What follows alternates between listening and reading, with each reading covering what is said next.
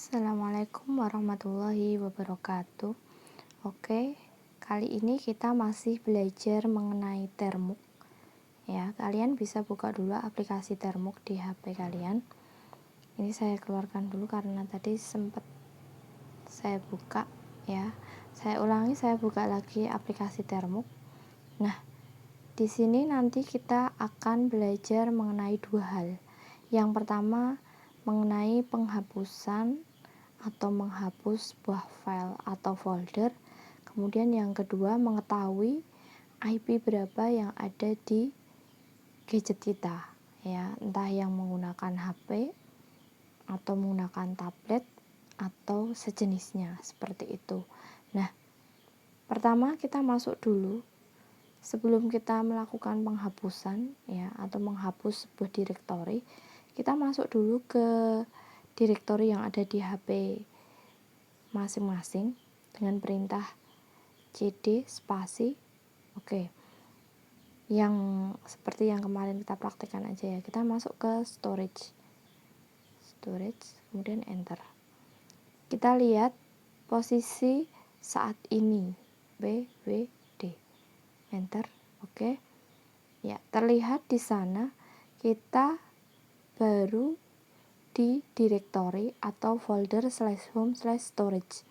Oke, kita lihat dulu folder apa yang ada di sini dengan perintah ls ya atau dir sama ya. Nah, dua perintah ini perintah untuk melihat sebuah folder atau file yang ada di sebuah directory ya atau folder. Jadi istilah directory itu istilah folder yang sering digunakan di Linux gitu ya. Oke. Selanjutnya kita buat folder dulu. Ya. Pakai perintah mkdir. Ya. Mkdir gitu ya. Jadi membuat directory dengan nama hapus gitu ya. Coba hapus. Gini ya. Oke. Kita coba ls. Nah, terlihat di sana sudah ada sebuah folder namanya coba hapus. Ya, kita masuk ke coba hapus pakai perintah cd spasi coba hapus. Saya lihat BWD. Oke, sudah terlihat di dalam sebuah folder atau directory home ada sebuah directory storage. Di dalamnya ada sebuah directory coba hapus.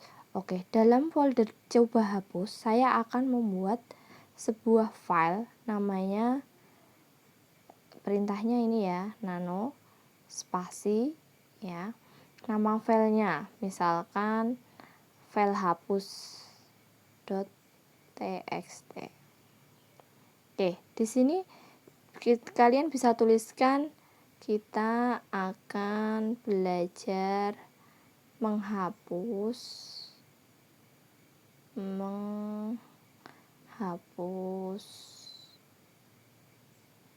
file. Oke, kalau sudah bisa diklik ctrl x y. Ini kalau kalian file name to write ya. Artinya di sini boleh kalian mengganti namanya. Misal file hapus 1.txt boleh. Ya, tapi kalau ini ketika ini saya enter berarti otomatis penamaan itu sama seperti perintah yang ada di awal. Tuh. Bisa dilihat ls. Oke. Di dalam sebuah folder coba hapus ada file namanya file hapus.txt. Gitu ya. Oke. Selanjutnya saya akan membuat satu lagi, nano file tidak hapus.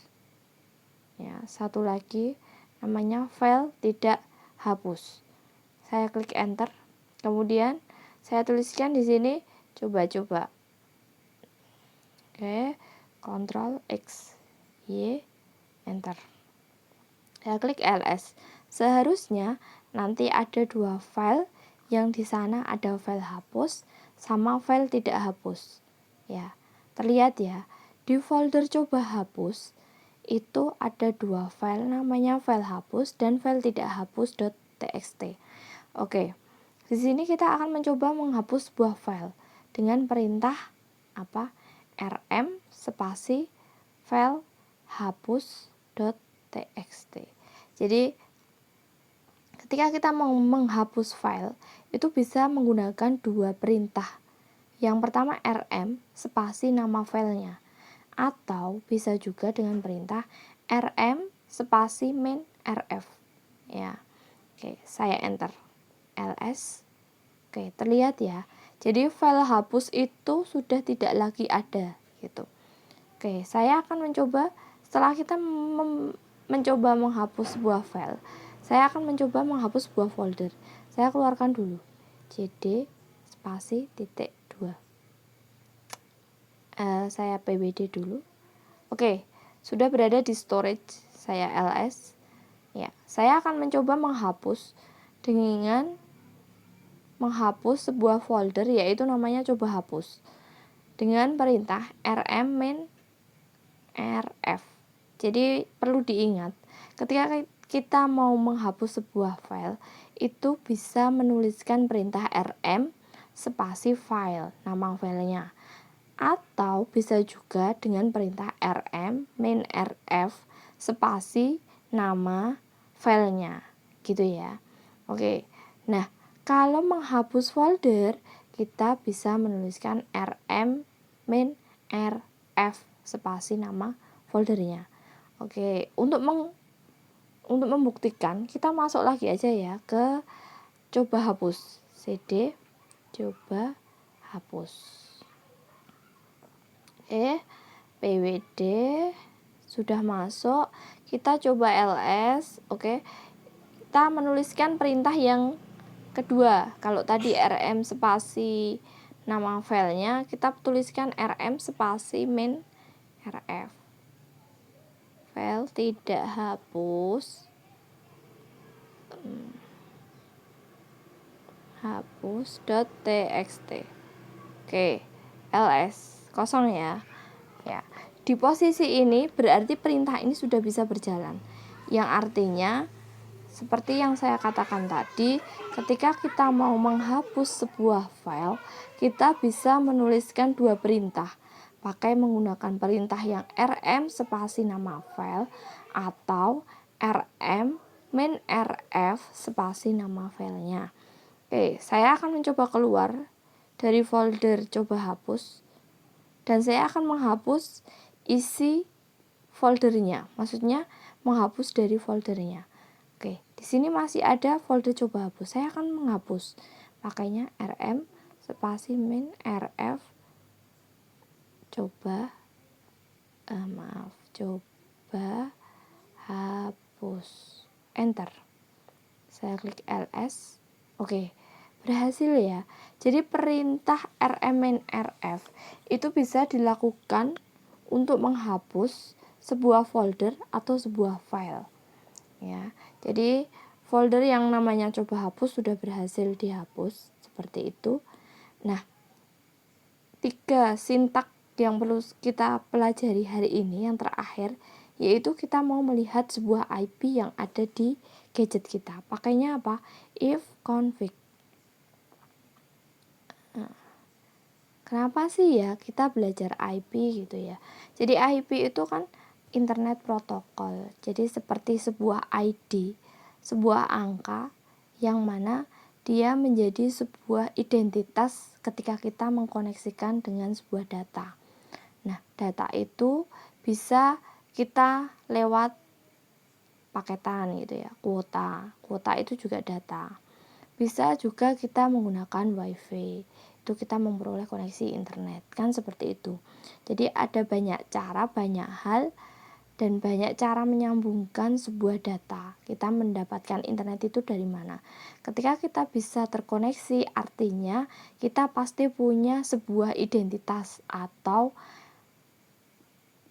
ID gitu ya, yang namanya internet protokol atau IP ya, atau orang sering nyebut IP address, alamat internet protokol, seperti itu. Jadi kita bisa menuliskan perintah if config, enter. Nah, IP-nya yang mana? IP yang terbaca itu adalah 10.200.5.232. Seperti itu. Ini IP yang ada di HP saya. Kemudian yang atas ada IP 127.0.0.1. Itu siapa gitu ya? Itu IP loopback. IP loopback itu IP yang digunakan ketika kita mau istilahnya memanggil server lokal.